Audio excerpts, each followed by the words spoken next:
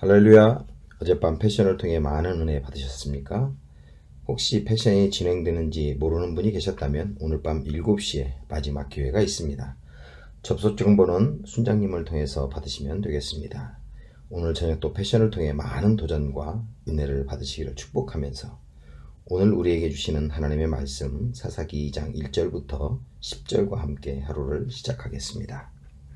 여호와의 사자가 길갈에서부터 복임으로 올라와 말하되 내가 너희를 애굽에서 올라오게 하여 내가 너희의 조상들에게 맹세한 땅으로 들어가게 하였으며 또 내가 이르기를 내가 너희와 함께 한 언약을 영원히 여기지 아니하리니 너희는 이 땅의 주민과 언약을 맺지 말며 그들의 제단들을 헐라하였거늘 너희가 내 목소리를 듣지 아니하였으니 어찌하여 그리하였느냐.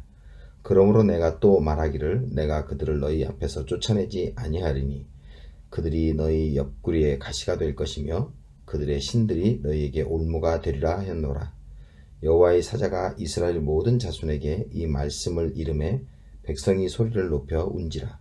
그러므로 그곳을 이름하여 복임이라 하고 그들이 거기서 여호와께 제사를 드렸더라. 전에 여호수아가 백성을 보내매 이스라엘 자손이 각기 그들의 기업으로 가서 땅을 차지하였고 백성이 여호수아가 사는 날 동안과 여호수아 뒤에 생존한 장로들 곧 여호와께서 이스라엘을 위하여 행하신 모든 큰 일을 본 자들이 사는 날 동안에 여호와를 섬겼더라.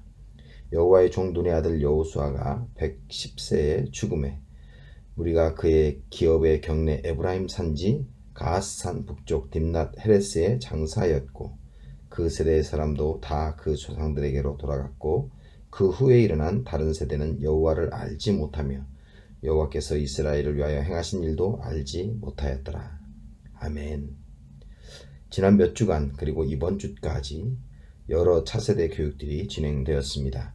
바쁜 중에도 차세대를 위해서 헌신해 주신 성도님들과 동역자님들께 먼저 감사를 드립니다.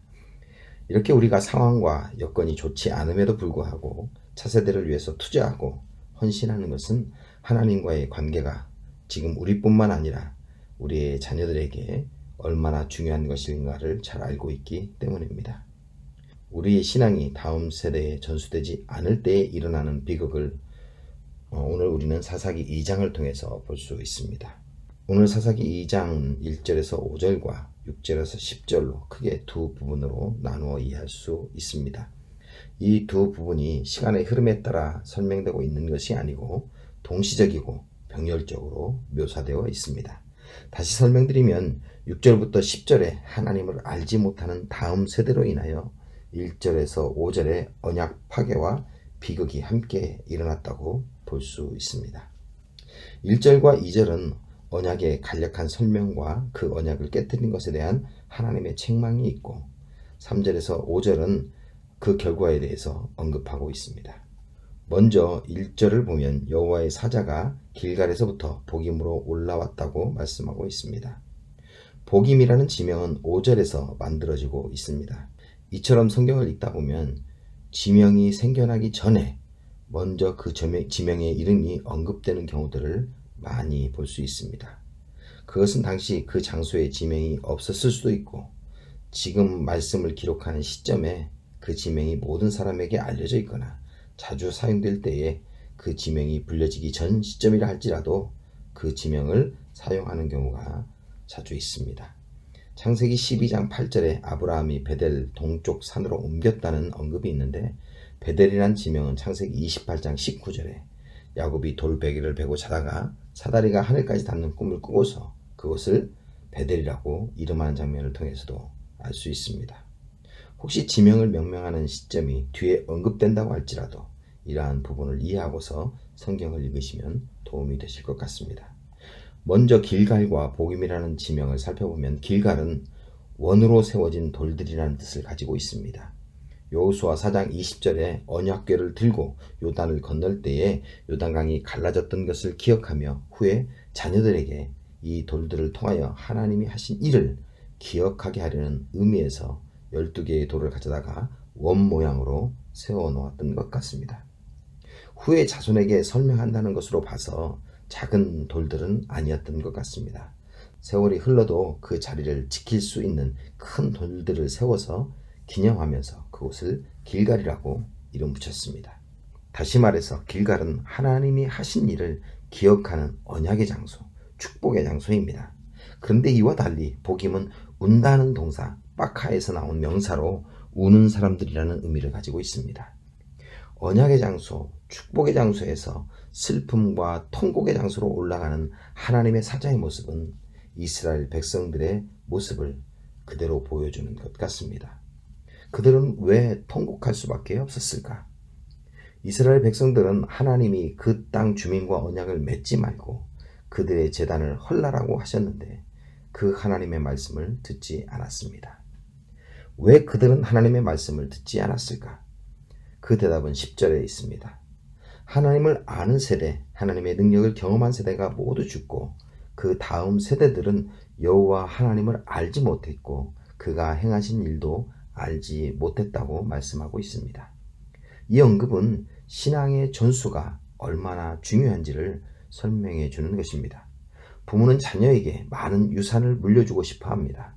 그러나 가장 중요한 유산은 바로 신앙이라는 사실을 기억해야만 합니다. 그들이 하나님을 알지 못했다고 언급하고 있습니다. 이 말은 그들이 하나님을 전혀 알지 못했다는 말이 아닙니다. 하나님의 심판이 언급될 때에 그들이 통곡하는 것은 그들이 하나님의 능력을 알고 있었다는 것을 짐작하게 합니다. 그렇다면 그들이 하나님을 알지 못했다는 것은 무엇을 의미하는 것일까요? 그들이 부모님이 말씀하시는 하나님은 들어서 지식으로는 아는데 자신이 그 하나님을 만나본 일이 없었던 것입니다. 하나님을 경험해 본 일이 없는 것입니다. 7절을 보면 여호와께서 이스라엘을 위하여 행하신 모든 큰 일을 본 자들이 사는 날 동안에 여호와를 섬겼더라고 말씀하십니다. 하나님을 경험한 사람들, 하나님을 만난 사람들은 사는 날 동안 하나님을 섬길 수밖에 없었습니다. 그러나 그러한 경험이 없던 다음 세대들이 하나님을 제대로 알지 못했던 것입니다. 자신들의 부모처럼 하나님 나를 돌보시고 나의 이익을 위해 존재하는 분으로 생각하고 있었는지 모릅니다. 가나안 땅에 사는 민족들을 힘들게 쫓아내고 서로 싸우는 것보다 서로 이익을 챙기는 것이 좋다고 생각했을 수 있습니다. 하나님도 이스라엘을 위하는 분이시니 이스라엘 백성들이 가나안 백성들 위에 군림하면서 그들에게 노역을 시켜서 이스라엘 백성들을 이롭게 하는 것이 더 좋다고 생각하실 거야 라고 그들이 생각했는지도 모릅니다. 그러나 사람들이 더 이익이 될 거라고 생각했던 것들이 하나님의 뜻과 다를 때에 하나님 바로 그것들로 인하여 실패를 경험하게 하심을 오늘 본문은 보여주고 있습니다. 다음 세대에게 하나님을 경험하게 하는 일, 하나님을 만나게 하는 것이 얼마나 중요한지는 오늘 본문이 너무나 잘 설명하고 있습니다. 자녀에게 내가 경험한 하나님을 들려주는 것도 중요합니다. 그러나 더 중요한 것은 그들이 자신의 하나님을 만날 수 있도록 그들을 말씀의 자리에, 은혜의 자리에 보내는 것이 더 중요한 것입니다. 돌무더기를 보고 질문할 수 있도록 하나님이 경험되는 자리, 하나님의 역사의 자리에 자녀들이 서게 하십시오.